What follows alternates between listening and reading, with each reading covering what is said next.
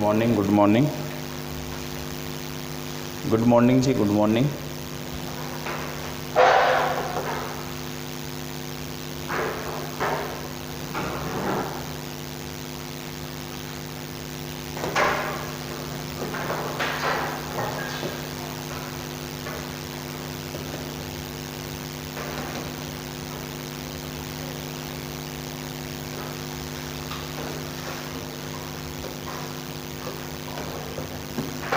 Good morning. आज हम पढ़ने वाले हैं भारत में भ्रंश। जो आपने भ्रंशों के बारे में देखा था कल, तो आज देखने वाले हैं कि भारत में भ्रंश कहाँ कहाँ पे हैं और विभाजन पेटियाँ कहाँ कहाँ पे हैं, जिसके सहारे आपको भूकंप देखने को मिलते हैं। और उन्हीं भ्रंशों के ऊपर आपको भारत में देखने को मिलेगा कि भारत की अधिकांश नदियाँ जो हैं उन्हीं भ्रंशों के ऊपर से बहती हैं। तो इन सब के बारे में आज हम चर्चा करने वाले हैं। तो आज का टॉपिक है भारत में भ्रंश एवं विभाजन पेटियाँ। भारत में भ्रंश और विभाजन पेटियों के बारे में आज हम देखने वाले हैं। ठीक है, चलिए। तो सबसे पहले आपने देखा था कि जब हमने पढ़ा था भारत की भूभौतिकी, जब हमने पढ़ा था तब हमने देखा था कि भारतीय भूखंड जो है वो अफ्रीका से अलग हुआ था और आज किस तरह से ये हिमालय पर्वत से संबंध है। मतलब पूर्व में जब भारत अफ्रीका से जुड़ा हुआ था और आज जब हिमालय पर्वत से संबंध है, तो आपने देखा कि किस तरह से भूभौतिकी में परिवर्तन आया है। इसी दौरान हम लोगों ने देखा कि भारत के प्रायद्वीपीय पठार पर विभिन्न प्रकार के फॉल्ट हैं। फॉल्ट या भ्रंश एक ही चीज़ है, फ्रैक्चर हैं या रिफ्ट हैं। तो फॉल्ट, फ्रैक्चर और रिफ्ट तीनों में अंतर होता है और तीनों के बारे में जो अंतर है वो आपको पता होना चाहिए कि भ्रंश किसे कहते हैं, ठीक है, रिफ्ट वैली किसे कहते हैं और फ्रैक्चर किसे कहते हैं। तीनों अलग अलग शब्द हैं। सामान्यतः लोग एक ही शब्द से जोड़ देते हैं कि तीनों एक ही चीज़ हैं, लेकिन तीनों का अर्थ जो है वो अलग अलग होता है। अभी आगे हम इसके बारे में बात करेंगे। तो सबसे पहले जब हम बात फॉल्ट की करते हैं, मतलब फॉल्ट का मतलब हो जाता है कि जब प्रायद्वीपीय पठार का या कोई भी दो भूखंड जो है वो अलग होता है। जब कोई भी दो भूखंड अलग होता है तो वहाँ पर जो गैप बनता है उसको आप कहते हैं भ्रंश, उसको आप कहते हैं फॉल्ट। लेकिन जब बात आती है रिफ्ट वैली की या फ्रैक्चर की बात आती है, तो फ्रैक्चर की बात संबंध हो जाता है कि जब कोई प्लेट विवर्तनिकी की घटना किसी स्थान पर घटी हो और उसके कारण उस भूभाग में गैप आ गया हो तो उसको बोलते हैं फ्रैक्चर। लेकिन जब वह गैप बहुत बड़ा हो जाता है तो उसको हम बोलते हैं रिफ्ट वैली।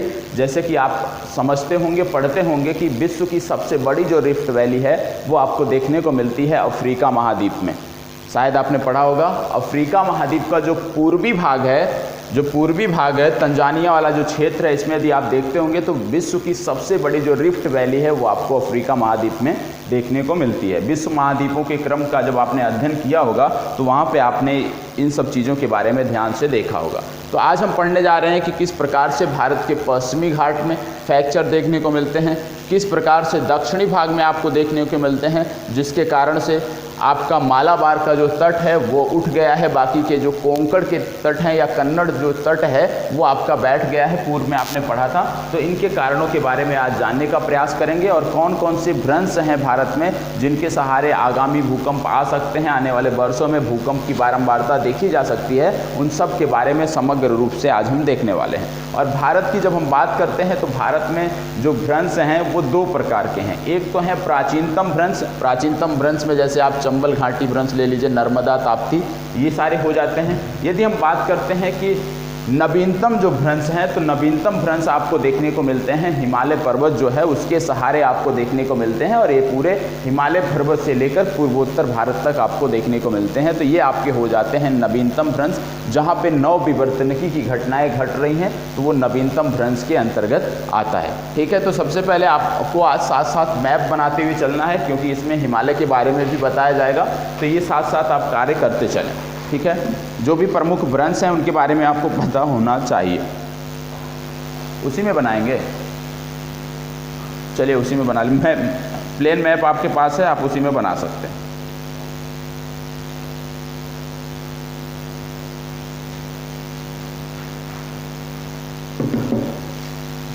तो सबसे पहले भ्रंशों के बारे में हमें देखना है और भ्रंशों में क्या क्या चीज़ें हैं, इनके बनने के क्या कारण हैं, क्यों इन्हीं क्षेत्रों पर भ्रंश पाए जाते हैं और इनसे किस प्रकार से लाभ हैं या नुकसान है, किस प्रकार की यहाँ पे वनस्पतियाँ दबी हुई हैं, किस प्रकार से यहाँ पे पेट्रोलियम के निक्षेप पाए जाते हैं, किस प्रकार से यहाँ पे कोयले के भंडार पाए जाते हैं इन्हीं भ्रंशों में। तो इन सबको हम समग्र रूप से देखने वाले हैं।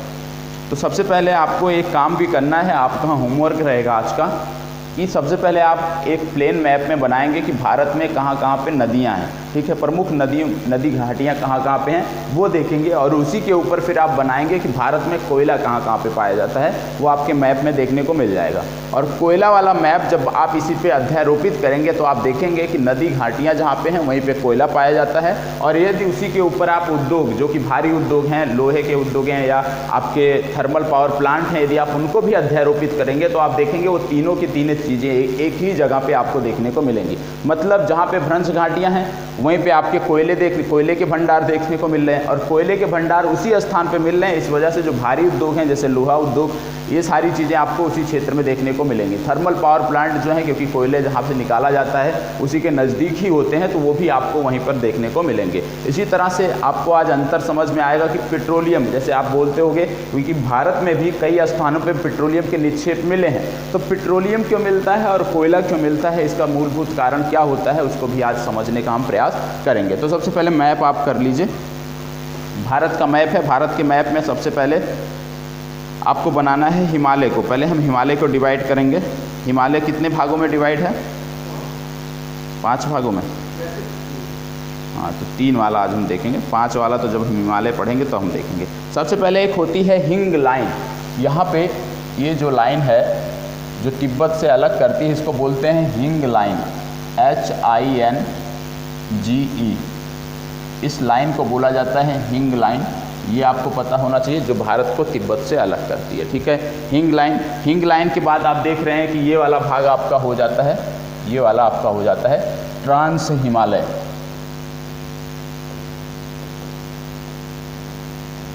ट्रांस हिमालय। इसके बाद यदि हम देखें, साथ साथ आप उसी में ड्रा करते चलें, इसके बाद यदि हम देखें तो आपका आता है ग्रेटर हिमालय। ग्रेटर हिमालय आपको देखने को मिलेगा कुछ इस तरह से, और ये विस्तार आपको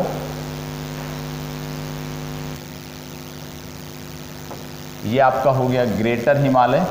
शायद आपके मैप में दिया भी हो। ग्रेटर हिमालय के बाद कौन सा आता है? उत्तर से दक्षिण का क्या क्रम बनता है? मिडिल हिमालय आता है ग्रेटर के बाद। तो ग्रेटर के बाद आपका हो गया दूसरा middle.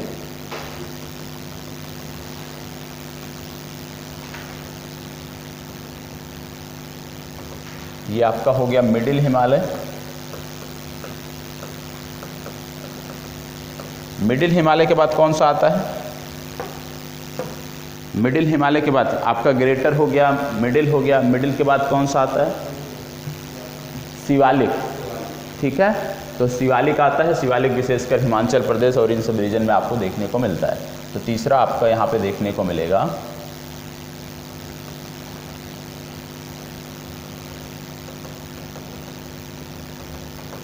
Shivalik.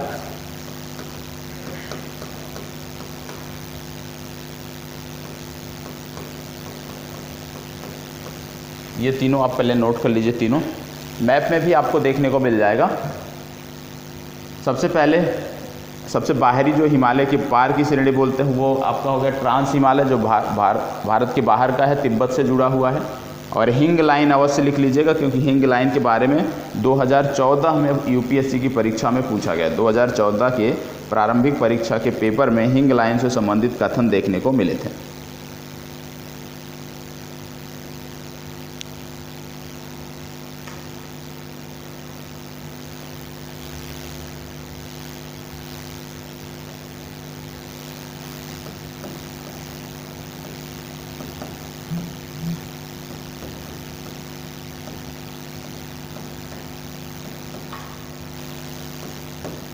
Main central thrust किसको बोला जाता है? किस लाइन को बोला जाता है? मेन सेंट्रल थ्रस्ट आपको कहाँ पे देखने को मिलता है? ग्रेटर हिमालय, हाँ, ग्रेटर हिमालय और मिडिल हिमालय के बीच में जो गैप है उसको हम बोलते हैं मेन सेंट्रल थ्रस्ट। तो इसको भी नोट करना है। दो श्रेणियों के बीच में, ये जो दो श्रेणियां हैं इनके बीच में जो गैप है, तो हिमालय के बारे में जब आप पढ़ेंगे तो वहाँ पे अच्छे से पढ़ाया जाएगा। तो मेन सेंट्रल थ्रस्ट इसका नाम है, ठीक है, ये आपको नोट करना है। इसके बाद आपका आता है मेन बाउंड्री थ्रस्ट। दूसरा आपका आता है मेन बाउंड्री।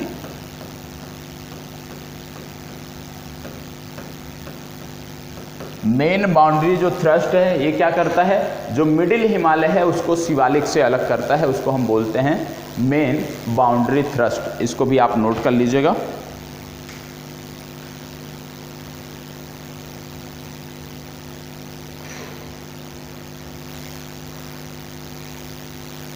ठीक है। तीसरा आपका हो गया Himalayan front fault. Himalayan front fault ये जो है शिवालिक के बाद से जो हिमालय, शिवालिक का जो हिमालय है उसके बाद का जो भूभाग है हमारा जब अलग होता है तो उसको बोलते हैं हिमालयन फ्रंट फॉल्ट, जो आपको देहरादून आसपास के क्षेत्रों में देखने को मिलेगा। तो ये तीनों चीज़ें आपकी हो गई। बीच वाला क्या लिखा है, मिडिल हिमालय या लघु हिमालय बोलते हैं। सबसे पहले जो सबसे बाहर की हमारी श्रेणी है उसको बोलते हैं ग्रेट हिमालय। ग्रेट हिमालय के बाद मिडिल हिमालय या लघु हिमालय, और लघु हिमालय के बाद शिवालिक का हिमालय।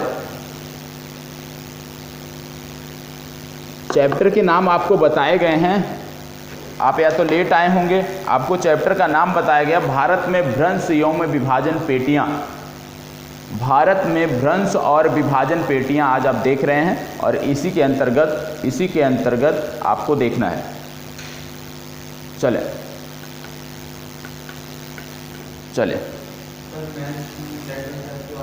मेन सेंट्रल थ्रस्ट आपका हो गया ग्रेट हिमालय और शिवालिक हिमालय को जो अलग करने वाला जो भूभाग है उसके बीच का, उसको बोलते हैं मेन सेंट्रल थ्रस्ट।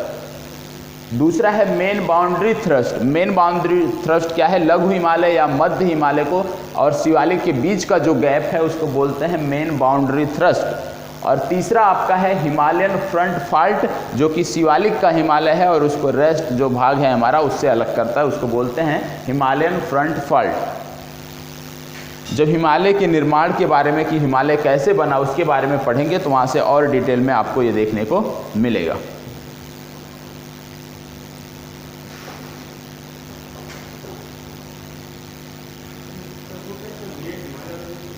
क्या चीज़, क्या चीज़, ये जैसे आप बोलते हैं ग्रेट हिमालय, पहली वाली लाइन कौन सी होगी, जैसे काराकोरम के बाद हमारा क्या हिमालय शुरू होता है, तो सबसे हाँ बृहद हिमालय या ग्रेट हिमालय। इतना बृहद और ग्रेट में अंतर क्या है भैया, इतना तो समझ सकते हैं। ठीक है। इसके बाद आपको एक देखने को मिलता है जो नोट करना है, वो है ग्रेट बाउंड्री फॉल्ट।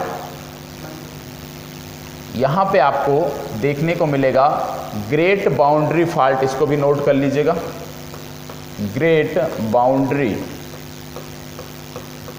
फॉल्ट जो अरावली के दक्षिण में जो क्षेत्र है, अरावली जो हमारा पर्वत है उसके दक्षिण का जो भाग है उसको बोलते हैं ग्रेट बाउंड्री फॉल्ट। ये भी आपको नोट करना है। ये अरावली आपका हो गया, तो इसके दक्षिण का जो भाग है वहाँ पे भी एक फॉल्ट देखने को मिलता है जिसको बोलते हैं ग्रेट बाउंड्री फॉल्ट। ठीक है, इसको नोट कर लीजिए।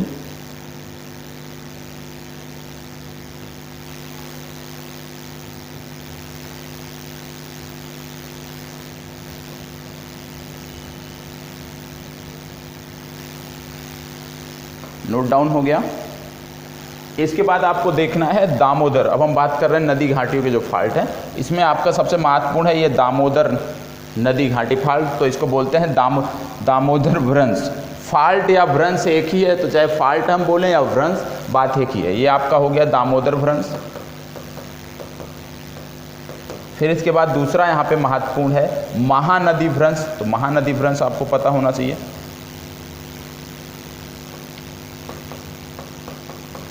महानदी भ्रंश, महानदी के बाद आपका आ जाएगा गोदावरी भ्रंश।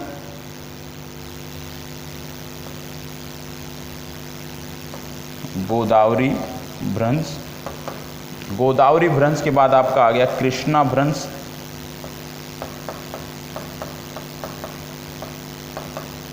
कृष्णा भ्रंश, और लास्ट में इधर आपका आ गया कावेरी भ्रंश। और ये जहाँ जहाँ भी फॉल्ट हैं, जहाँ जहाँ भी भ्रंश हैं, प्रत्येक स्थान पे, प्रत्येक इस घाटी में, नदी घाटी में, या तो आपको कोयला देखने को मिलेगा या तो आपको पेट्रोलियम और गैस देखने को मिलेंगे।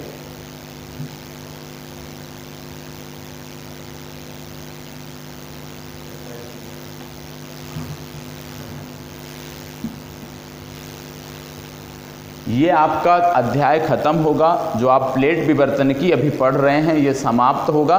इसके बाद जितने भी प्रश्न इससे संबंधित होंगे उसको आपको दिया जाएगा हल करने को, वो आप हल करेंगे। प्रारंभिक परीक्षा की दृष्टि से मुख्य परीक्षा के जो प्रश्न इससे जुड़े होते हैं वो प्रतिदिन आपको दिए जाते हैं, तो इसकी शिकायत आप नहीं कर सकते कि मुख्य परीक्षा के प्रश्न नहीं दिए जाते हैं। अभी तक आपके एक भी प्रश्न हमें सबमिट नहीं हुए, एक भी उत्तर आपने अभी तक लिखा नहीं है, ठीक है।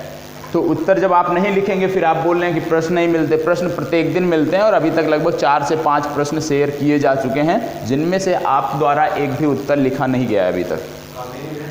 हाँ, कावेरी मैंने क्या बोला कि जो नदियां हैं भारत की, अधिकांश नदियां वो भ्रंशों के ऊपर बहती हैं, भ्रंशों के ऊपर बहती हैं।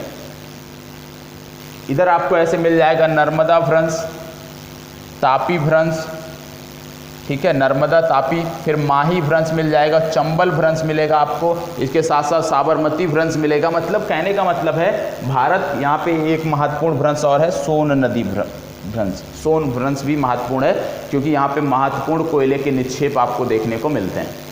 सिंगरौली कहाँ पे पड़ता है, कोई बताएगा? सिंगरौली, सिंगरौली बहुत प्रमुख स्थान है, एनटीपीसी भी है, एनटीपीसी भी है। यार असम में तो ना जाओ भाई। रानीगंज, बोकारो, झरिया, ये तो अलग हो गया। मैं पूछ रहा हूँ दूसरा, मैंने पूछा था आपसे। यहाँ पे एनटीपीसी है, सिंगरौली एनटीपीसी बहुत ही महत्वपूर्ण है, और कोल भंडार भी यहाँ पे मिलते हैं, कोल फील्ड भी यहाँ पे देखने को मिलते हैं। तो कहने का मतलब आपको क्या करना है, यदि इसमें आपको स्पष्ट दिखाई ना दे रहा हो, यदि इसमें सर जी, अनमोल शर्मा जी, आपको प्रत्येक, आप कक्षा करते हैं, प्रत्येक कक्षा में आपको चैप्टर बताया जाता है। अभी तक आप प्लेट विवर्तनिकी पढ़ रहे हैं, उसके अंतर्गत जो आपके टॉपिक होते हैं आते ही आपको बताया गया था। आज आपको भ्रंश घाटियों के बारे में पढ़ना है। हो गया सारा। यदि आपको ऐसे समझ में ना आ रहा हो, आपको क्या करना है कि नदियों वाला मैप निकाल लेना है एटलस से।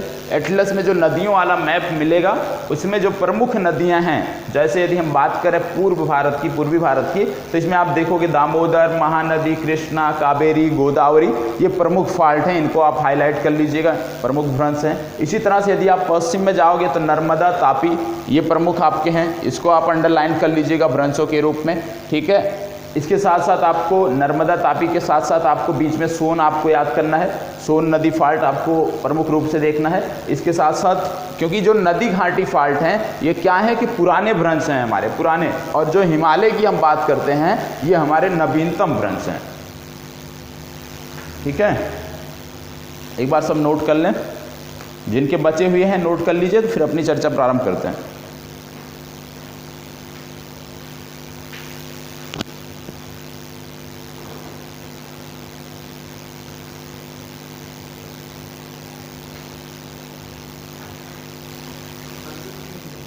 ठीक है, चलिए। नदियों के मानचित्र मिल जाएंगे आपको, वो बाद में आपको देख लीजिएगा घर पे जाके, नहीं समझ में आएगा फिर आप आके पूछ सकते हैं। अब सबसे पहले आपको पता है कि भारत का जब प्रायद्वीपीय पठार जो है, जब यह अफ्रीका से अलग हुआ था, भारत का जो प्रायद्वीपीय पठार है जब यह अफ्रीका से अलग हुआ था, वो समय काल आपने देखा था, और देखा था किस तरह से अफ्रीका से अलग होकर या अंगारा लैंड से, या कह लीजिए कि भारतीय भूभाग जहाँ पे आज पे है यहाँ पे अवस्थित हुआ था। तो इन सब के बारे में आपने पूर्व में देखा है। अब बात आती है कि भारत में इतने सारे मोड़दार पर्वत हैं, जैसे यदि हिमालय में बात करें तो आपको 3 क्रमिक श्रेणियाँ देखने को मिल जाती हैं। हिमालय के बाद यदि आप बात करें तो विंध्य आपको देखने को मिलता है, सतपुरा आपको देखने को मिलता है, अरावली आपको देखने को मिलता है। तो ऐसा क्यों है कि ये जो महत्वपूर्ण पर्वत हैं इनके सहारे आपको भ्रंश देखने को मिलता है? क्योंकि चाहे आप अरावली की बात करें, चाहे आप विंध्य की बात करें, चाहे आप सतपुरा की बात करें या हिमालय रीजन की बात करें, तो आपको प्रत्येक के किनारे आपको भ्रंश देखने को मिलते हैं, फाल्ट देखने को मिलते हैं। क्यों? क्योंकि ये सारे के सारे पर्वत, चाहे आप अरावली की बात करें या हिमालय रीजन की बात करें, सारे के सारे पर्वत क्या हैं? भूसन्नति से निकले हैं। और भूसन्नति से जहाँ भी आपको पर्वत निकले हुए दिखाई देंगे, उभरे हुए दिखाई देंगे, तो उसके सहारे आपको भ्रंश अवश्य देखने को मिलते हैं। चाहे नवीनतम हिमालय की बात कर लीजिए या आप अरावली की बात कर लीजिए, अरावली के भी दक्षिण में आपको भ्रंश देखने को मिलता है। तो सबसे पहला कारण है भ्रंश क्यों पाए जाते हैं। भ्रंशों का सबसे प्रमुख कारण है कि जो पर्वत भूसन्नति से निकले होते हैं वहाँ पे आपको भ्रंश देखने को मिलते हैं। दूसरा महत्वपूर्ण कारण क्या है भ्रंश का? दूसरा महत्वपूर्ण कारण है, जब आपने पढ़ा था कि क्यों मालाबार का तट जो है ये अपमज्जित है या उन्मज्जित है, और क्यों कोंकण और जो आपका कन्नड़ तट है ये क्यों निमज्जित है, ये आपने देखा था। तो आपने देखा था कि प्लेट विवर्तनिकी की घटनाओं के कारण ये घटनाएं हुई हैं। तो सबसे पहला कारण क्या है कि भ्रंश का, कि भूसन्नति से निकलने के कारण, जो भी पर्वत भूसन्नति से निकलते हैं वहां पर आपको भ्रंश देखने को मिलते हैं। तो भ्रंश का सबसे महत्वपूर्ण कारण हो गया भूसन्नति। दूसरा महत्वपूर्ण कारण क्या है? प्लेट विवर्तनिकी, मतलब जब भारतीय भूभाग तिब्बत के प्लेट से टकराया था तो आप देखते हैं कि बहुत सारे संपीडात्मक बल लगा था, और संपीडात्मक बल के कारण या तनाव के कारण क्या हुआ था कि भारतीय भूभाग का कुछ भाग, क्योंकि जब ये भाग अग्रभाग जब इससे टकराया था तिब्बत प्लेट से, तो पीछे का जो भाग है ये उठ गया था, और तनाव के कारण इसमें भ्रंशन हुए थे। और वही कारण है कि भ्रंश आज भी आपको देखने को मिलते हैं, चाहे आप पश्चिमी घाट की बात कर लीजिए या आप मध्य भारत की भी बात कर लीजिए, यहाँ पे भी आपको प्रमुख भ्रंश देखने को मिलते हैं। तो प्लेट विवर्तनिकी में भ्रंशों का जो प्रमुख कारण है वो दो ही कारण है, एक तो हो गया भूसन्नति से पर्वत निकले हैं उनके सारे भ्रंश देखने को मिलते हैं, और दूसरा हो गया प्लेट विवर्तनिकी की घटनाएं। तो आपसे कभी भी पूछा जाए कि भाई भ्रंश क्यों पाए जाते हैं, भारत में भ्रंश क्यों पाए जाते हैं, या भ्रंश नदी घाटियों के सहारे ही क्यों पाए जाते हैं, तो उसका आप जवाब दे सकते हैं। अब दूसरा बात आता है, दूसरे महत्वपूर्ण कारण आता है कि जो ये भ्रंश होते हैं इनके सहारे कैसे आपको कोयले के निक्षेप मिलते हैं, कैसे आपको पेट्रोलियम के निक्षेप मिलते हैं, और किस तरह से आपको गैसों के निक्षेप भी देखने को मिलते हैं। तो पेट्रोलियम, जैसे आप बात करते हैं पेट्रोलियम, कहीं कहीं पेट्रोलियम मिलता है, इसके साथ साथ कहीं कहीं आपको गैस भी देखने को मिलता है और कोयला भी देखने को मिलता है। ऐसा अंतर क्यों आता है? अंतर ये क्यों आता है कि कहीं आपको पेट्रोलियम देखने को मिलता है, कहीं कोयला देखने को मिलता है, कहीं गैस देखने को मिलता है भ्रंश घाटी में? दबाव के कारण। जहाँ पे दबाव कम होता है वहाँ पे आपको कोयला देखने को मिलेगा, जहाँ पे उससे थोड़ा सा दबाव ज़्यादा होगा वहाँ पे आपको पेट्रोलियम देखने को मिलेगा, और जहाँ पर सबसे ज़्यादा दबाव होता है वहाँ पे आपको गैस देखने को मिलते हैं। मतलब तीनों के तीनों जीवाश्म ईंधन है, और जीवाश्म ईंधन है तो कहीं ना कहीं संबंध इनका वनस्पतियों और जीवों से है। वनस्पतियों और जीवों के दबे होने के कारण, दबाव के फलस्वरूप अलग अलग परिस्थितियां दिखाई देती हैं, कहीं पे कोयला, कहीं पे गैस और कहीं पे पेट्रोलियम। कारण सिर्फ क्या है? दबाव की उपस्थिति। जिस प्रकार से दबाव होता है उसी तरह से चीज़ें आपको देखने को मिलती हैं। जैसे भारत में यदि हम बात करें, भारतीय भूभाग में यदि हम बात करें कि कहाँ पे पेट्रोलियम और गैस के निक्षेप देखने को मिल रहे हैं, तो इस समय आपको इस क्षेत्र में महानदी से लेकर दामोदर नदी घाटी तक आपको यहाँ पे पेट्रोलियम और गैस के निक्षेप देखने को मिल रहे हैं। कोयले की यदि हम बात करें तो कोयला संपूर्ण भारत में, लगभग संपूर्ण भारत में पाया जाता है, और प्रमुख कोल फील्ड कौन कौन से हैं वो अभी हम आगे चर्चा करने वाले हैं। तो सबसे पहले आप नोट कर लीजिए भ्रंश के बनने के कारण, क्योंकि आज पढ़ रहे हैं आप भारत के भ्रंशों के बारे में, तो आज हम पढ़ेंगे भ्रंशों के बनने का कारण। हेडिंग डालेंगे आप भ्रंश के बनने के कारण।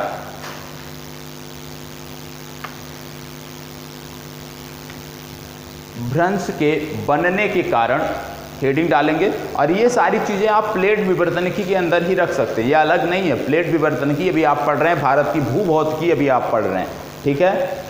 चलें, जब भारत का प्रायद्वीपीय पठार, जब भारत का प्रायद्वीपीय पठार अफ्रीका से अलग होकर, जब भारत का प्रायद्वीपीय पठार अफ्रीका से अलग होकर उत्तर की तरफ बढ़ा, जब भारत का प्रायद्वीपीय पठार अफ्रीका से अलग होकर उत्तर की तरफ बढ़ा,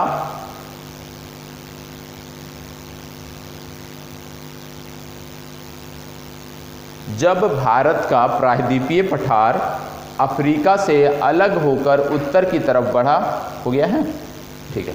उस समय से लेकर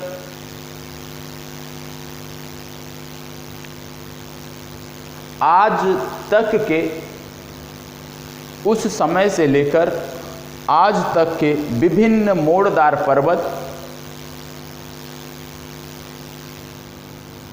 विभिन्न मोड़दार पर्वत भारतीय भूभाग में देखने को मिलते हैं।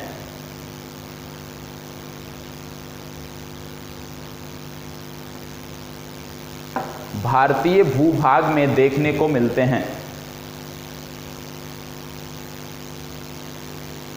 अरावली पूर्वी घाट,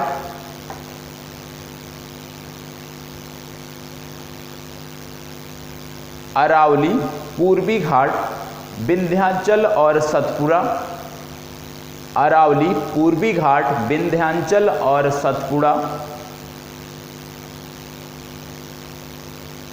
इस तरह के जितने भी मोड़दार पर्वत हैं,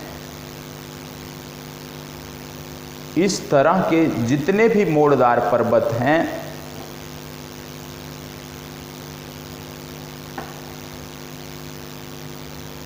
ये सभी भूसन्नति से निकले हैं, ये सभी भूसन्नति से निकले हैं।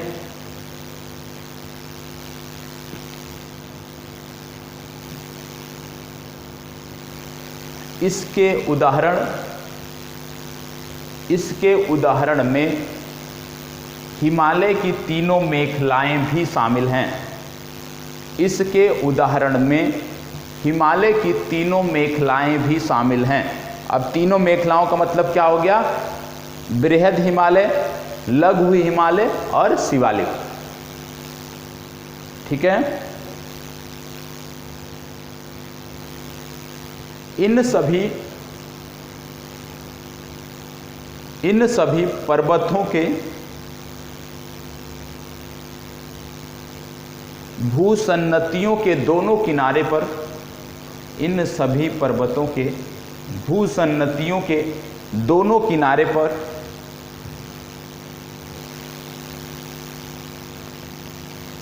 फाल्ट होते हैं या भ्रंश होते हैं।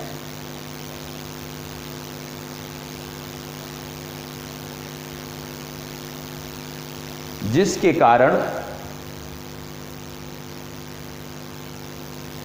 कारण आज प्रमुख पर्वतों के किनारे फाल्ट देखने को मिलते हैं। आज प्रमुख पर्वतों के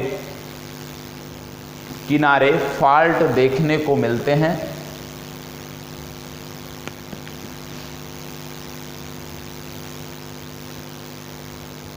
ठीक है। उदाहरण के रूप में क्या क्या हो जाएगा आपका? सबसे पहला यदि हिमालय की बात करें तो मेन, सेंट्रल, थ्रस्ट, ये सारी फाल्ट ही तो है ना। इस फाल्ट मतलब गैप हो गया या भ्रंश। Main, boundary, thrust, Himalayan front fault. इसके साथ साथ आप देखेंगे अरावली के दक्षिण में आपको देखने को मिलेगा ग्रेट बाउंड्री फाल्ट। तो कहने का मतलब है जो भी प्रमुख पर्वत हैं उनके आप किनारों पर फाल्ट अवश्य देखने को पाएंगे। उदाहरण आपका है हिमालय और आपका है अरावली। ठीक है। दूसरा महत्वपूर्ण कारण इसमें है, दूसरा पॉइंट डाल के लिखिएगा, भ्रंश बनने के दूसरे कारण क्या हैं? जब प्रायद्वीपीय पठार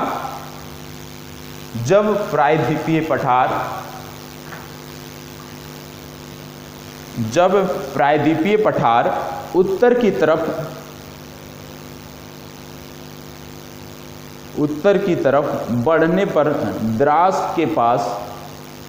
द्रास स्थान नोट कर लीजिएगा। भारतीय भूभाग जो है, जो अग्रभाग था अरावली, ये जब तिब्बत की प्लेट से टकराया था वो स्थान है द्रास, और द्रास आपको लद्दाख में देखने को मिलेगा।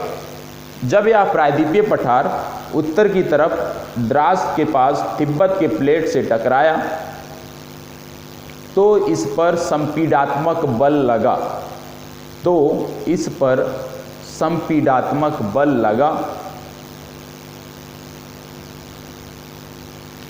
उस संपीडात्मक बल के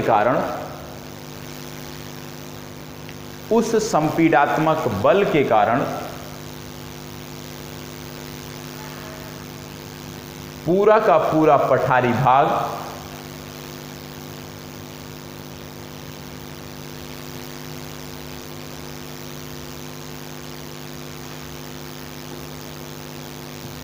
उस संपीडात्मक बल के कारण पूरा का पूरा पठारी भाग फ्रैक्चर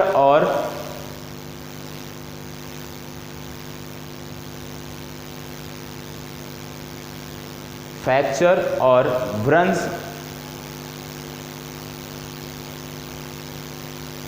से फ्रैक्चर और भ्रंश से संबद्ध हो गया।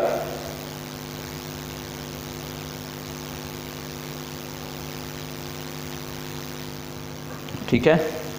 इन फ्रैक्चर में यहाँ की वनस्पतियाँ दब गईं। इन फ्रैक्चर में यहाँ की वनस्पतियाँ दब गईं।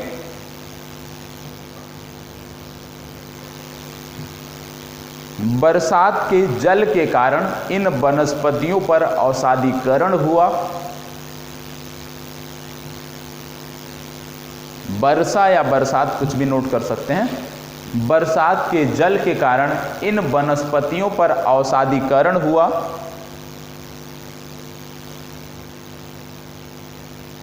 परिणाम स्वरूप दबाव के कारण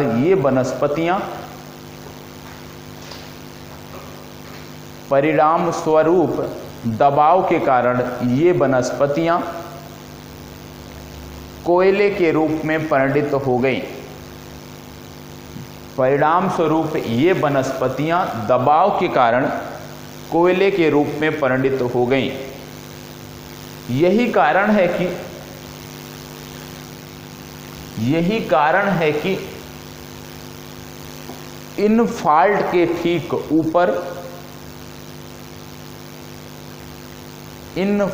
के ठीक ऊपर अवसादों के निक्षेप पर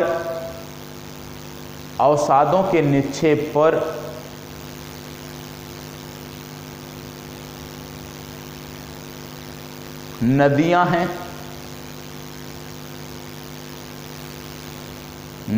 हैं, लेकिन अवसाद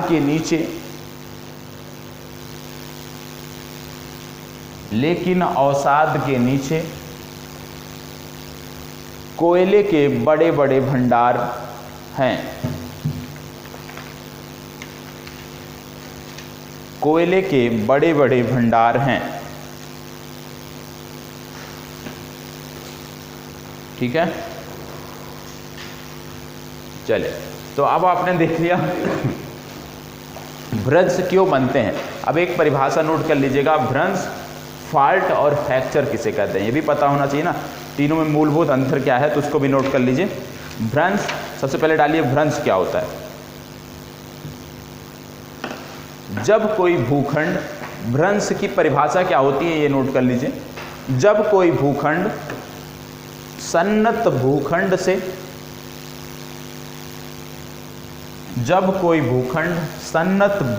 से कटकर नीचे धंस जाता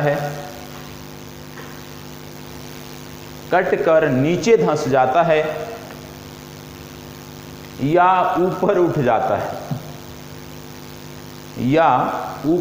जाता है तो उसे फाल्ट कहते हैं।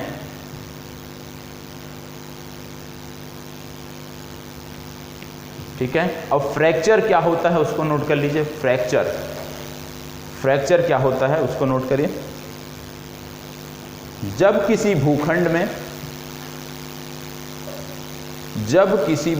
में विवर्तनिकी टकराव या टेंशनल फोर्स को लिख सकते हैं आप तनाव मूलक बल, हिंदी में लिख सकते हैं तनाव मूलक बल, दरारें बन जाती हैं। जब किसी भूखंड में विवर्तनिकी टकराव से या तनाव मूलक बल से दरारें बन जाती हैं तो उसको फ्रैक्चर कहते हैं।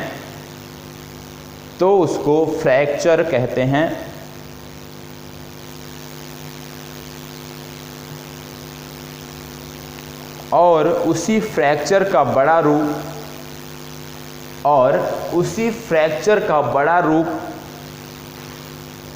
रिफ्ट वैली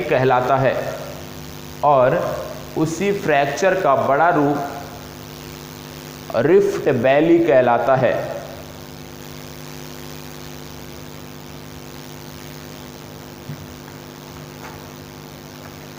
ठीक है। और आप याद रख लीजिएगा कि विश्व में सबसे बड़ी रिफ्ट वैली जो है वो आपको अफ्रीका में देखने को मिलेगी। अफ्रीका की प्रमुख नदी कौन सी है?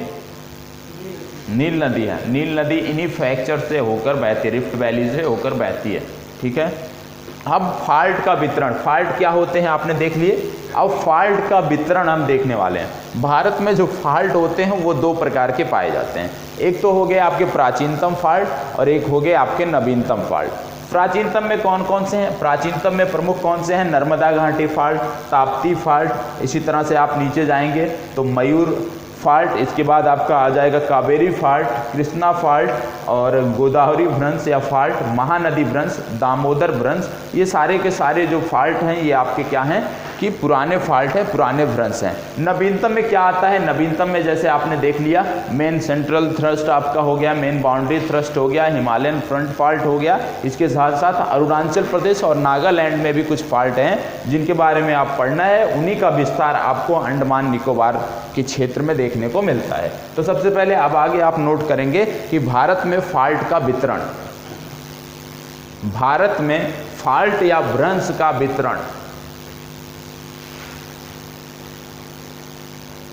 भारत में भ्रंश का वितरण, ठीक है। पहला इस, अब भ्रंश का वितरण तो इस तरह से लिख लीजिएगा कि दो होते हैं, पहला दूसरा नोट कर लिए, पहले पहला नोट कर लीजिएगा प्राचीन भ्रंश। तो सबसे पहले आपने देखा प्राचीन भ्रंश कहाँ पे पाए जाते हैं? प्रायद्वीपीय पठार में पाए जाते हैं। दूसरा आपका हो गया नवविवर्तनिकी भ्रंश, नवविवर्तनिकी भ्रंश, ये कहाँ पे देखने को मिलेंगे आपको? हिमालय प्लस पूर्वोत्तर भारत, हिमालय और पूर्वोत्तर भारत में जो भ्रंश देखने को मिलते हैं ये आपके है हमें कि जो हमारे प्राचीन भ्रंश हैं, प्राचीन भ्रंश कहाँ कहाँ पे पाए जाते हैं। तो प्राचीन भ्रंशों की जब हम बात करते हैं, चलिए तो पहले प्राचीन भ्रंश नोट करते हैं, प्राचीन भ्रंश क्या है और कहाँ कहाँ पे पाए जाते हैं।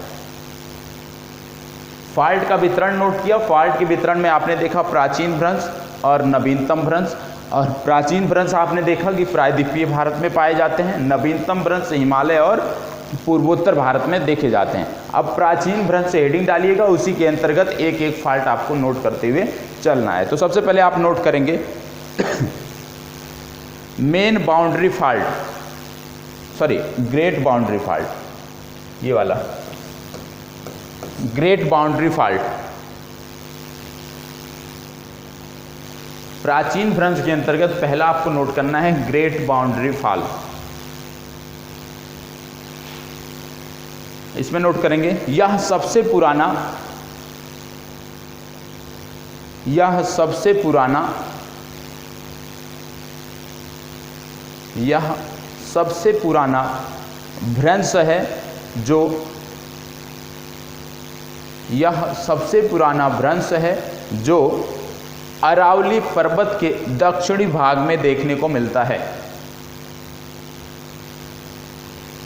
अरावली पर्वत के दक्षिणी भाग में देखने को मिलता है। यहां से होकर चंबल नदी प्रवाहित होती है। यहां से होकर चंबल नदी प्रवाहित होती है।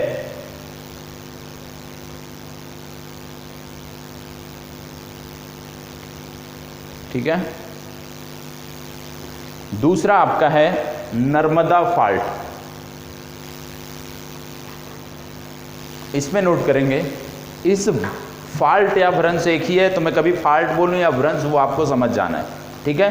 अब नोट करेंगे इसका विस्तार, नर्मदा फॉल्ट में नोट कर रहे हैं, इसका विस्तार अमरकंटक की पहाड़ियों से लेकर,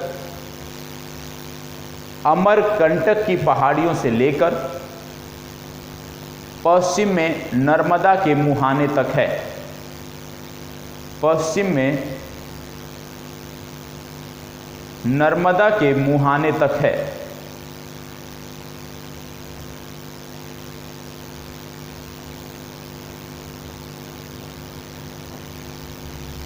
ठीक है। नर्मदा फॉल्ट के उत्तर में, नर्मदा फॉल्ट के उत्तर में विंध्याचल पर्वत और दक्षिण में सतपुरा रेंज है। नर्मदा फॉल्ट के उत्तर में विंध्याचल पर्वत और दक्षिण में सतपुरा रेंज है। परीक्षा में कई बार पूछा गया है कि नर्मदा जो नदी है इसके उत्तर में कौन सी पर्वत श्रृंखला है, तो कौन सी हो गई, दक्षिण में सतपुरा। ठीक है, अब तीसरा नोट करेंगे ताप्ती फॉल्ट।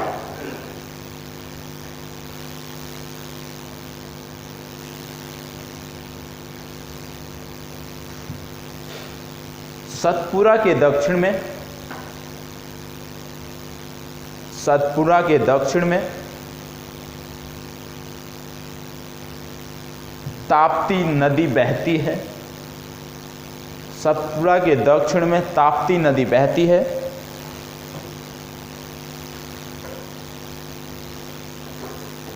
यह भी एक फॉल्ट है, यह भी एक भ्रंश या फॉल्ट है।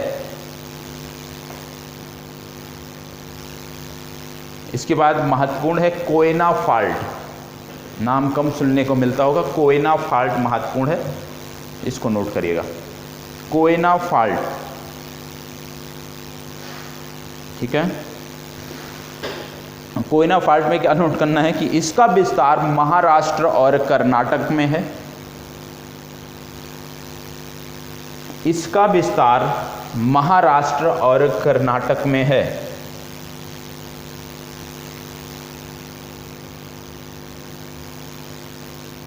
कोयना नदी की घाटी, कोयना नदी की घाटी भी कोयना भ्रंश के ऊपर है। कोयना नदी की घाटी भी कोयना भ्रंश के ऊपर है,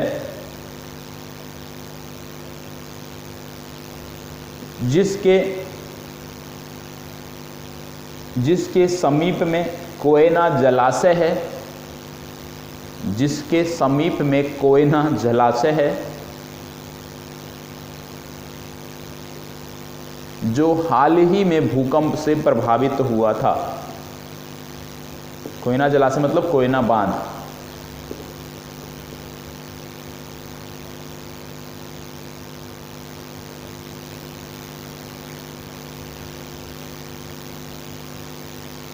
ठीक है, अब अगला आता है आपका ग्रेट मयूर फॉल्ट।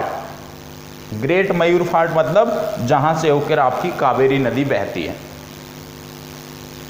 ग्रेट मयूर फॉल्ट, तो आप नोट कर सकते हैं इस फॉल्ट से होकर कावेरी नदी बहती है। इस फॉल्ट से होकर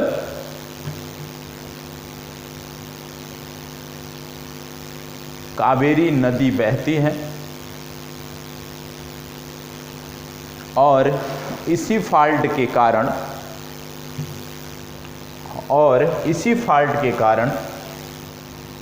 केरल का मालाबार तट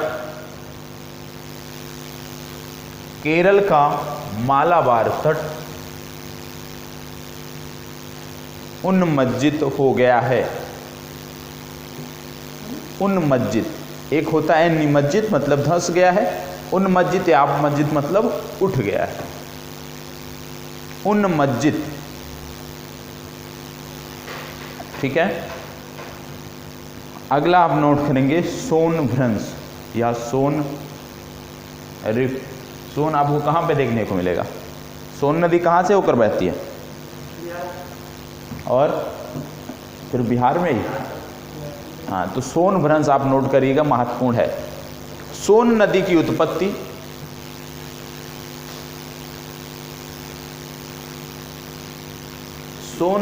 उत्पत्ति अमरकंटक से, सोन नदी की उत्पत्ति अमरकंटक से होती है। यह फॉल्ट या भ्रंश होती है। यह भ्रंश अमरकंटक से पटना तक फैला है। यह भ्रंश अमरकंटक से पटना तक फैला है और इसी भ्रंश में सिंगरौली कोल डिपॉजिट देखने को मिलती है। इसी भ्रंश में सिंगरौली कोल डिपॉजिट देखने को मिलती है।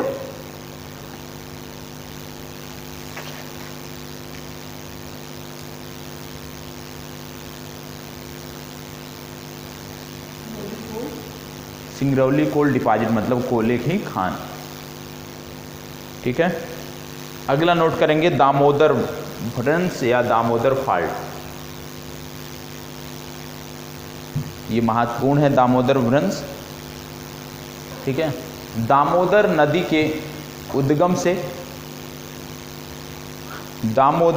के उद्गम से बंगाल की खाड़ी के मुहाने तक, दामोदर नदी के उद्गम से बंगाल की खाड़ी के मुहाने तक यह भ्रंश फैला है। यह भ्रंश फैला है जिसमें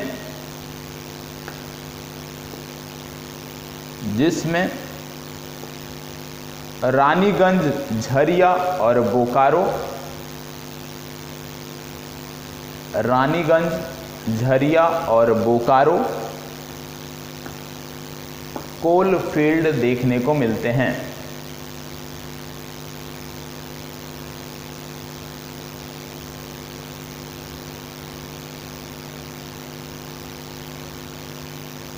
ठीक है, अगला नोट करेंगे महानदी भ्रंश।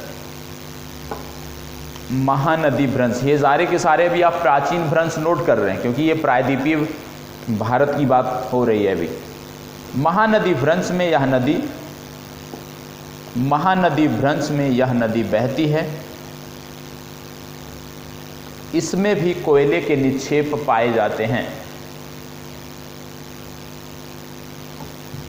इसमें भी कोयले के निक्षेप पाए जाते हैं जिसमें प्रमुख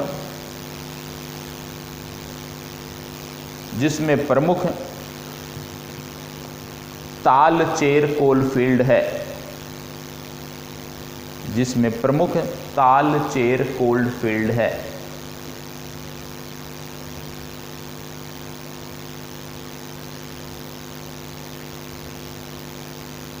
ठीक है, अगला नोट करेंगे आप गोदावरी फॉल्ट।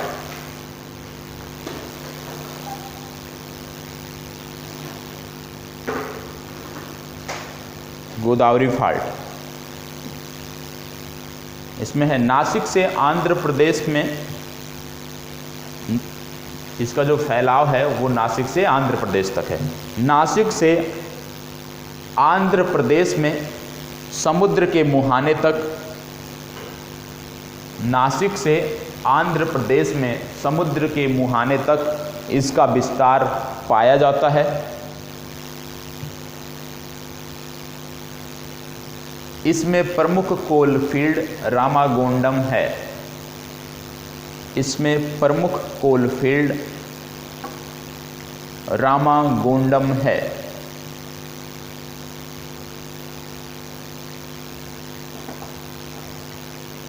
इस फॉल्ट के मुहाने पर गोदावरी कृष्णा बेसिन है। इस फॉल्ट के मुहाने पर गोदावरी कृष्णा बेसिन है जहां पर पेट्रोलियम और गैस मिलते हैं। जहां पर पेट्रोलियम और गैस मिलते हैं।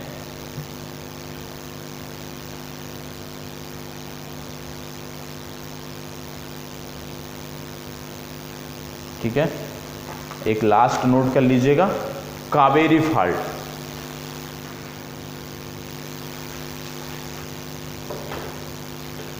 कावेरी फॉल्ट, अभी आपने कुछ देर पहले नोट किया था ग्रेट मयूर फॉल्ट या मयूर फॉल्ट नोट किया था ना। तो जो मयूर फॉल्ट कर्नाटक में है उसी को जब हम आ जाते हैं कर्नाटक राज्य से बाहर निकल जाते हैं तो उसी को बोला जाता है कावेरी फॉल्ट। एक ही फॉल्ट के दो नाम हैं, मतलब कर्नाटक में उसका नाम हो गया मयूर फॉल्ट और कर्नाटक से जैसे ही बाहर आती है दूसरे राज्य में जाती है वहाँ पे इसका नाम हो गया कावेरी फॉल्ट। तो कावेरी फॉल्ट में नोट करें, में कर्नाटक में ग्रेट मयूर फॉल्ट,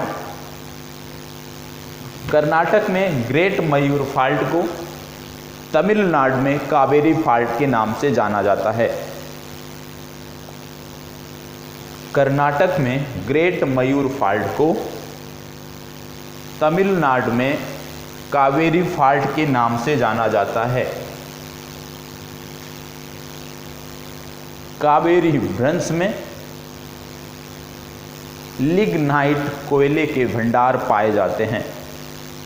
कावेरी भ्रंश में लिग्नाइट कोयले के भंडार पाए जाते हैं।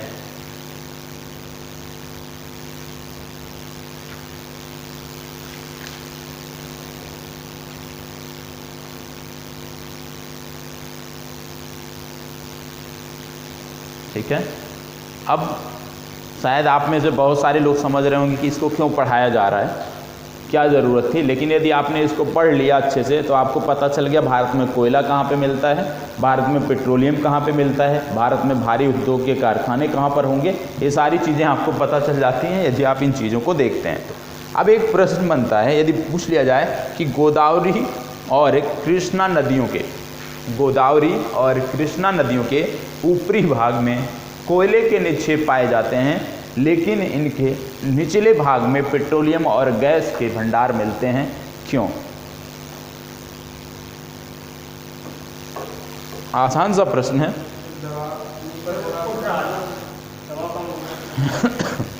सीधा सा प्रश्न है कि इन नदियों के ऊपरी भाग में कोयला मिलता है, निचले भाग में आपको पेट्रोलियम और गैस मिलते हैं, क्यों?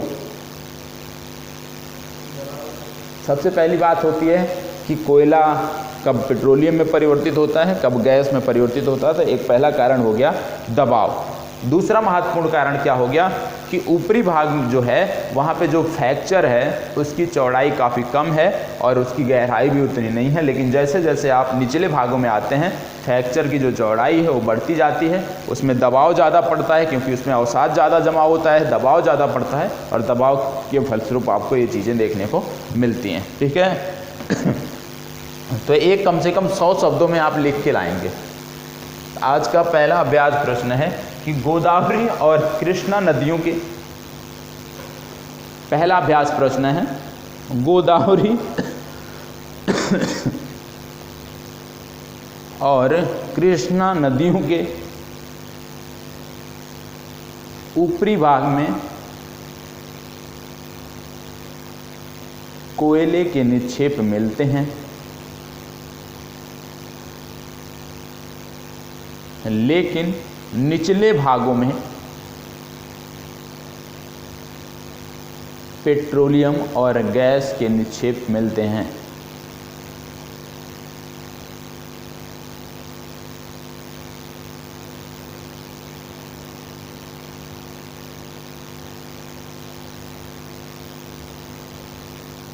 ठीक है, तो ये पहला अभ्यास प्रश्न है, बहुत ही एक प्रकार से कहें बहुत ही सामान्य है। ठीक है, तो सबसे पहले आपको बताना है, जब आप उत्तर की किसी उत्तर को लिखते हैं तो सबसे पहले कहाँ से शुरू करते हैं? प्रस्तावना, भूमिका बताते हैं उसकी।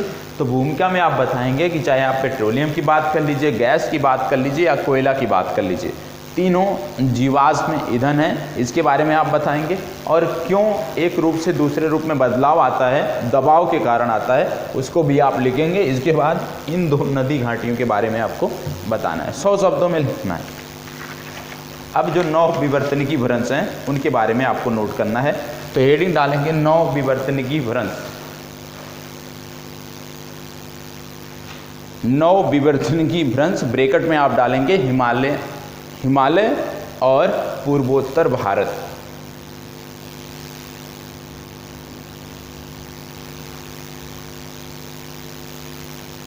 ठीक है, 9 विवर्तनिकी भ्रंश आप देख रहे हैं। अब इसमें लिखेंगे हिमालय पर्वत की सबसे उत्तर की चोटी, हिमालय पर्वत की सबसे उत्तर की चोटी ग्रेटर हिमालय है।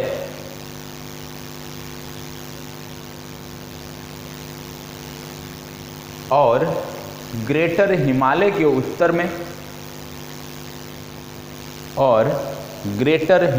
उत्तर में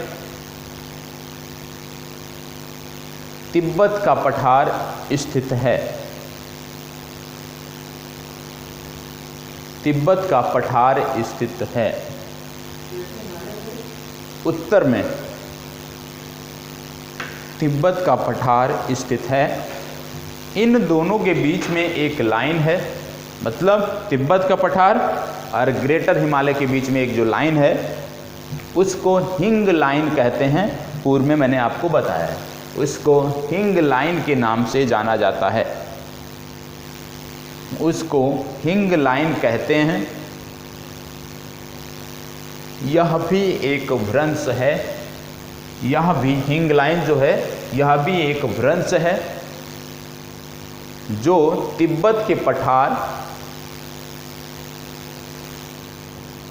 और ग्रेटर हिमालय के बीच में है।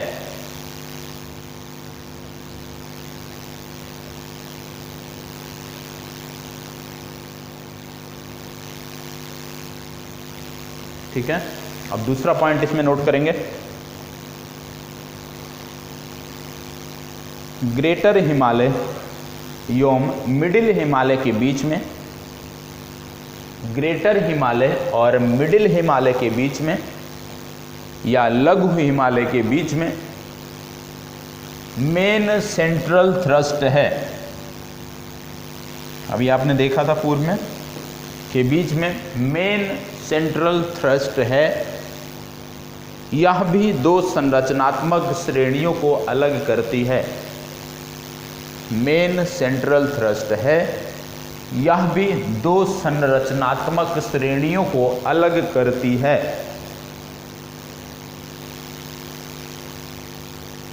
इसका विस्तार जम्मू कश्मीर से लेकर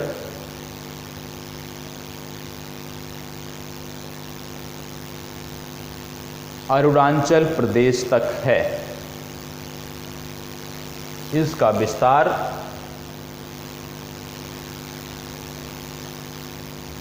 अरुणाचल प्रदेश तक है। इतना नोट करिएगा और इसके बाद समझ लीजिएगा कि अरुणाचल प्रदेश का कौन सा स्थान है जहाँ पे ब्रह्मपुत्र नदी भी मिल जाती, भारत में प्रवेश करती है और ये श्रेणियाँ भी मुड़ जाती हैं। ये कौन सा स्थान है? नामचा बरवा। तो ये श्रेणियाँ जो आपने नोट किया अभी इस फाल्ट के बारे में, मेन सेंट्रल थ्रस्ट, ये यहीं पे समाप्त नहीं होता बल्कि यह भी इसी के साथ साथ मुड़ जाता है और आगे बढ़ जाता है। तो उसको मैं नोट नहीं करा रहा हूँ, प्रमुख रूप से अरुणाचल प्रदेश तक माना जाता है। ठीक है, लेकिन उसके बाद जैसे हिमालय की चोटी मुड़ती है उसी तरह से वो भी मुड़ जाता है, उसका भी विस्तार आगे बढ़ जाता है। अगला नोट करेंगे मिडिल हिमालय। मिडिल हिमालय और शिवालिक को, मिडिल हिमालय और शिवालिक को मेन बाउंड्री थ्रस्ट अलग करती है। यहाँ पे लिखा हुआ है मेन बाउंड्री थ्रस्ट अलग करती है। इसको देहरादून में, इसको देहरादून में सहस्रधारा फाल्ट, नाम सुना है? सहस्रधारा का नाम नहीं सुना है? इसको देहरादून में सहस्रधारा फाल्ट और नैनीताल के पास देखा जा सकता है,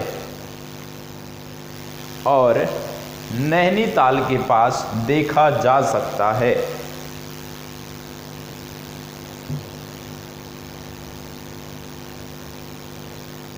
ठीक है, तीसरा पॉइंट एक नोट करिएगा। शिवालिक के दक्षिण में एक नवीनतम फाल्ट विकसित हो रहा है। एक नवीनतम फाल्ट विकसित हो रहा है जिसका विस्तार पूर्वोत्तर भारत तक है, जिसका विस्तार पूर्वोत्तर भारत तक है। इसको हिमालयन फ्रंट फाल्ट कहा जाता है। इसको हिमालयन फ्रंट फाल्ट कहा जाता है।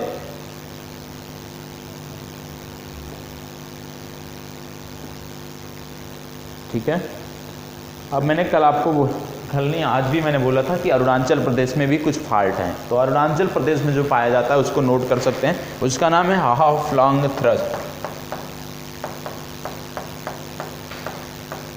एक है हाफलॉन्ग थ्रस्ट। हाफलॉन्ग तो सुना होगा, अरुणाचल प्रदेश में स्थान का भी नाम है शायद। हाफलॉन्ग HALFLONG हाफलॉन्ग थ्रस्ट, ये आपको अरुणाचल प्रदेश में देखने को मिलेगा। और इसी का जो भाग नागालैंड में है उसको बोलते हैं आप नागा थ्रस्ट।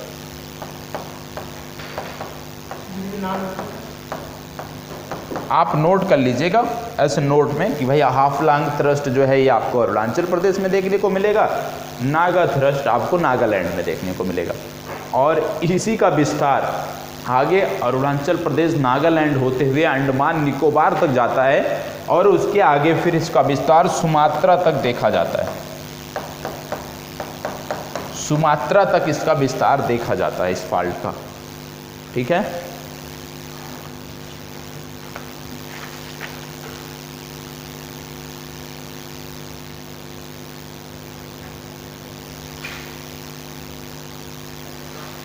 अब एक वर्ड और आपने सुना होगा, भूतापीय ऊर्जा। क्या होती है कि भूतापीय ऊर्जा भारत में पाई जाती है कई जगह से, तो भूतापीय ऊर्जा क्या होती है?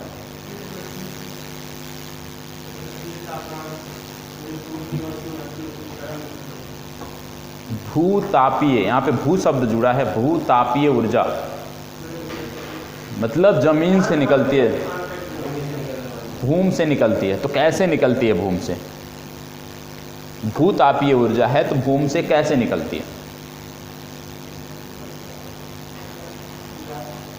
बताओ? जैसे प्लेट विवर्तनिकी की घटनाएं हुई, कोई भी वनस्पति हुई, मान लो 2 किलोमीटर 3 किलोमीटर ज़मीन के नीचे तक चली गई, ठीक है। उसके बाद क्या होता है कि एक समय अंतराल के बाद दबाव पड़ता है तो कोयले के रूप में परिणित होती है, बदल जाती है, ठीक है। अब क्योंकि आपने देखा कि भारत में जो नदियां हैं वो भ्रंश घाटियों के ऊपर से बहती हैं, और अगर भ्रंश घाटियों के ऊपर से नदियां बहती हैं तो जहाँ तक कोयला बन रहा है वहाँ तक, जैसे नदी यदि बह रही है तो पानी रिस रिस कर जहाँ तक आप जा सकता है, रिस रिस तक जाता है पानी। और जब कोयले के पास तक पहुँचता है, मतलब मान लीजिए मैक्सिमम 2 किलोमीटर तक ये पहुँचता है, एक नीचे तक पहुँचता है रिस रिस कर, क्योंकि यहाँ पे क्या होगा, जैसे जैसे हम गहराई में जाते हैं तो क्या अंतर आता है, तापमान बढ़ता जाता है। और तापमान जब बढ़ता जाता है उसके कारण, तापमान यदि बढ़ा हुआ है, दबाव भी है वहाँ पे क्योंकि कोयले में परिणित हुआ है, तो दबाव के कारण भी यदि ये पानी जो है इस पर पड़ता है तो यहाँ से हीट जनरेट होती है, हीट निकलती है, तो वही आपको भूतापीय ऊर्जा के रूप में देखने को मिलती है। तो सबसे ज़्यादा कहाँ पे देखने को मिलती है ये? नर्मदा तापी का जो क्षेत्र है सबसे ज़्यादा आपको वहाँ पे देखने को भूतापीय ऊर्जा मिलती है, ठीक है। तो नोट कर लीजिए भूतापीय ऊर्जा क्या होती है, तो हेडिंग डाल लीजिएगा भूतापीय ऊर्जा।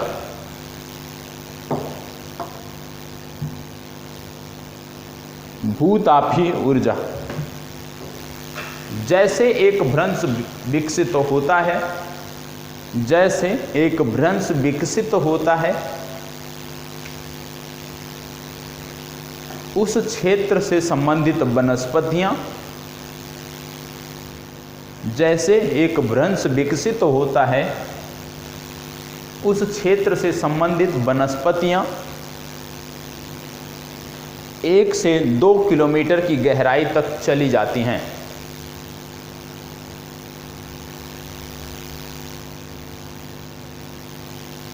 एक से 2 किलोमीटर की गहराई तक चली जाती हैं। ऊपर से अवसादीकरण के भार के कारण,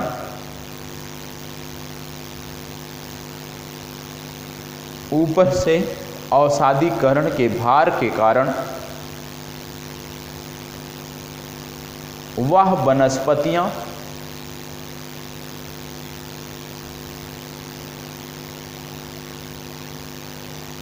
कोयले के रूप में परिणित हो जाती हैं। भार और दबाव के कारण एक लंबे समय अंतराल में वो कोयले के रूप में परिणित हो जाती हैं, ठीक। नदी का जल कुछ समय अंतराल में कोयले के निक्षेप तक पहुंचता है।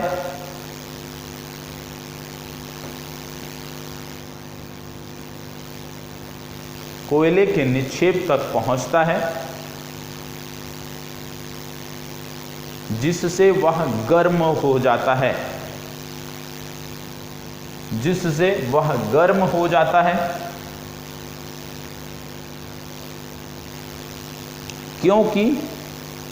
क्योंकि सतह के नीचे जाने पर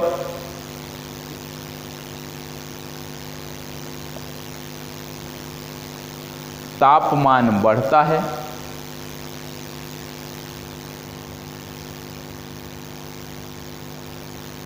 फलस्वरूप वहां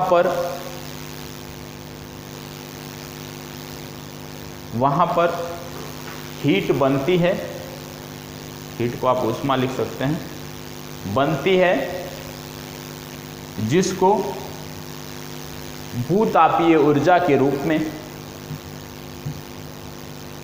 जिसको भूतापीय ऊर्जा के रूप में विभिन्न क्षेत्रों में देखा जाता है।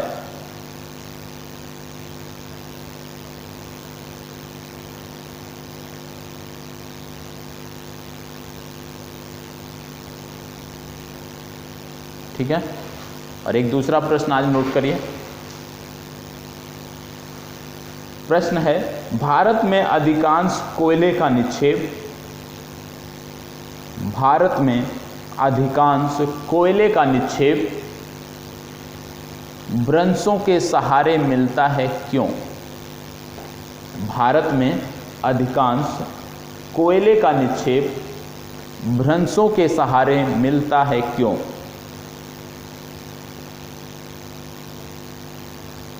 इसको भी आपको लिखकर लाना है। तो 2 अभ्यास प्रश्न आज के हो गए हैं। ठीक है। अब इसका जवाब क्या होगा कि भारत में अधिकांश कोयले के निक्षेप भ्रंशों के सहारे मिलते हैं, क्यों? जवाब क्या होगा? सबसे पहली बात, एक आप मैप बनाओगे, 2 मैप बनाओगे, ठीक, या एक ही में बना सकते हो। उसमें आप नदी घाटियां दिखा सकते हो, नदी घाटियों के साथ साथ आप कोयले के निक्षेप को दिखा सकते हो, कोयले के भंडार को दिखा सकते हो। ठीक है, जिससे एग्जामिनर को ये समझ में आ जाए कि भाई जहाँ जहाँ नदी घाटियाँ हैं, एक कारण ये हो गया नदी घाटियों के सहारे मिल रहे हैं, तो कोयले के भंडार आप वहाँ पे दिखा दो, क्योंकि प्रश्न में भी ये बोला गया है कि भ्रंशों के सहारे ही मिलते हैं और भ्रंशों के ऊपर ही नदी घाटियाँ इस समय बह रही हैं, तो ये दिखा दोगे। लेकिन कारण क्या है, मूल कारण क्या है? जो अभी तक पढ़े हो प्लेट विवर्तनिकी, जो अभी तक पढ़े हो प्लेट टेक्टोनिक्स जो पढ़े हो, वही सब है। तो सोच कर अच्छे से लिख कर लाना है। ठीक है। तो कोयले से संबंधित जो भी आपके प्रश्न होंगे, मतलब यदि परीक्षा में पूछा जाएगा कि भाई कोयला कहाँ कहाँ पे पाया जाता है, तो कुछ कोयल फील्ड के बारे में भी आपको, जैसे आपने दामोदर में देखा, दामोदर नदी में रानीगंज, झरिया, बोकारो, 3 से 4 कोल फील्ड वहाँ पे देखा आपने। फिर आपने देखा था आंध्र प्रदेश के संबंध में। ठीक है। तो इस तरह से कुछ प्रमुख जो कोल फील्ड हैं उनके स्थान भी पता होने चाहिए, क्योंकि परीक्षा में मैचिंग में आ जाता है। 4 कोल फील्ड का नाम दे दिया गया, 4 स्थान का नाम दे दिया गया, आपको बोल दिया कि आप मैच करिए कौन सा किस राज्य से संबंधित है। तो कोल फील्ड के बारे में भी हमें पता होना चाहिए। ठीक है। कल वाला प्रश्न लिख कर लाए हैं, क्या पूछ रहे थे देख लो। चलिए अभी बताते हैं। आप सब जो ऑनलाइन देख रहे हैं, कोई प्रश्न है तो बताएं, और आप में से किसी के भी जवाब अभी तक ऐप पर नहीं मिले, जो आपका ऐप है उस पर किसी के भी जवाब नहीं मिले हैं। जो ऑनलाइन देख रहे हैं, आप में से किसी ने भी आंसर सबमिट नहीं किया है, एक भी आंसर सबमिट नहीं हुए हैं किसी के। चलिए, कोई प्रश्न है तो बताएं।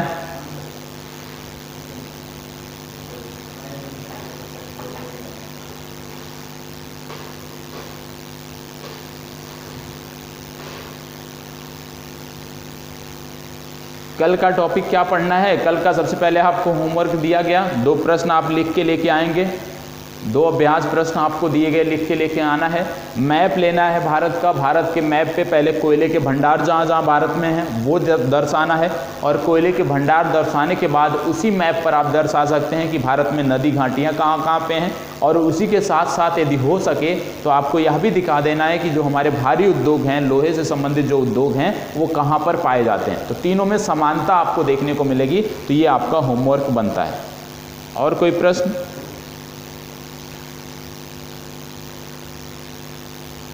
और कल हम पढ़ेंगे भारत में पर्वतों की उत्पत्ति का क्रम, किस प्रकार से भारत में पर्वतों की उत्पत्ति हुई है उनके क्रम को हम कल देखेंगे। तो कल का टॉपिक हो गया भारत में पर्वतों की उत्पत्ति का क्रम। तो यदि आप पढ़ना चाहते हैं तो एनसीईआरटी से आप पढ़कर आ सकते हैं किस प्रकार से भारत में पर्वतों का निर्माण हुआ, पर्वतों की उत्पत्ति हुई। और कोई प्रश्न?